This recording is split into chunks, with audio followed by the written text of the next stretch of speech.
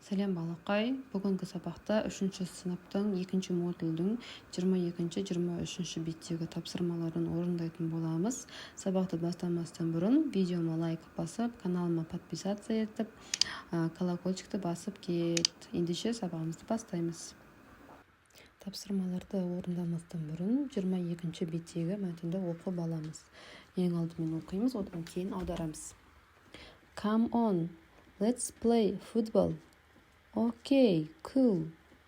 Take off your caps and scarves and your jumpers too. Are you ready? Let's play. Hey, those dogs have got our clothes. Got you. Give me that scarf. Oh no, look at my scarf and look at my cap. Жүріңдер, балалар, футбол ойнайық. Әрине, тамаша ғой, ойнаса ойнайық. Өздерінің кепкаларында және шарфтарында алыңдар, және де жемпірлерінде алуды ұмытпаңдар. Ал дайынсыңдар ма? Ендеше ойнаймыз. 4-ші сурет. Ана иттерді қараңдар, олар біздің киімді әкетіп бара жатыр. 5-ші сурет. Бер менің затымды, менің шарфымды бер. Ой, менің шарфыма қара, және менің кепкама қарашы. Мәтінді оқыдық, аудардық. Енді осы мәтінге байланысты тапсырмаларды орындайтын боламыз. 11-ші тапсырма. Read the story and choose the clothes. Мәтінді оқыдық. Енді сол мәтінде айтылған киімдерді таңдайтын боламыз. Caps, jeans, gloves, boots, scarves and jumpers. Мәтінде 3 киім аталды. Caps, scarves and jumpers. 12-ші тапсырма. Read the story again, put the sentences in order. Мәтінді қайтадан оқып шық дейді. Историяны және де сөйлемдерді ретіне қойып шық. Ең бірінші сөйлем see. Liam and Jake are at the park. Liam мен Jake паркте жүр.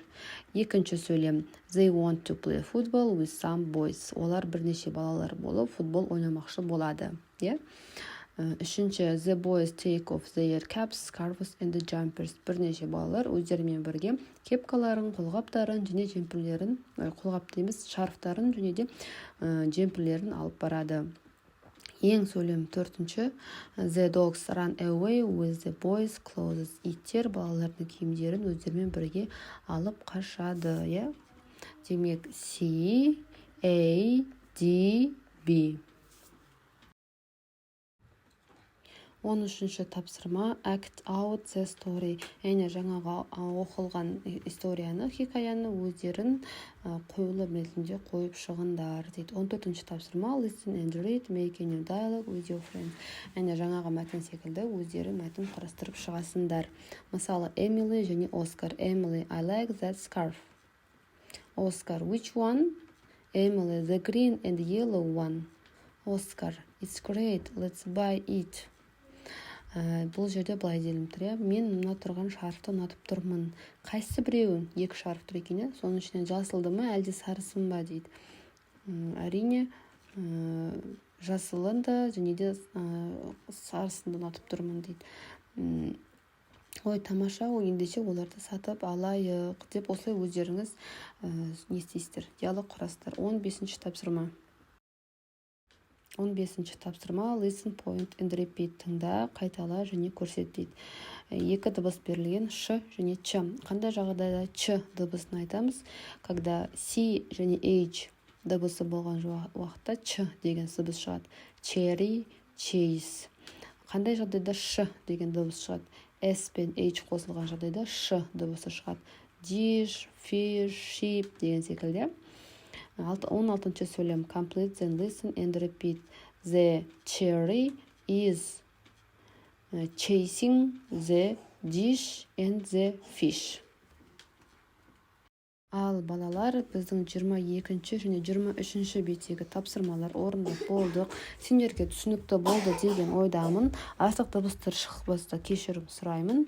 Келесі сабақта кездескенше сау болыңдар. Видеоға лайк басып, каналыма тіркелуді ұмытпа.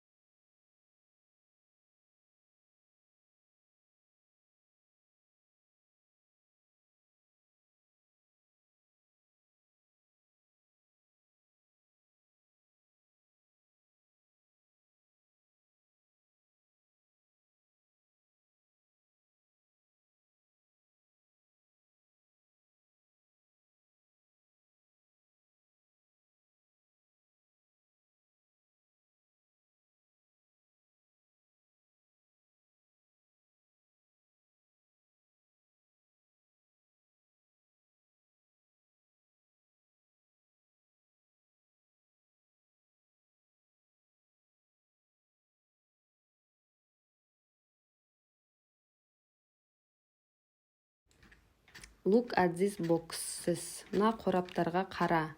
The children are here. Балалар мұнда. Please clean your teeth. Өтініш тісіңді тазала.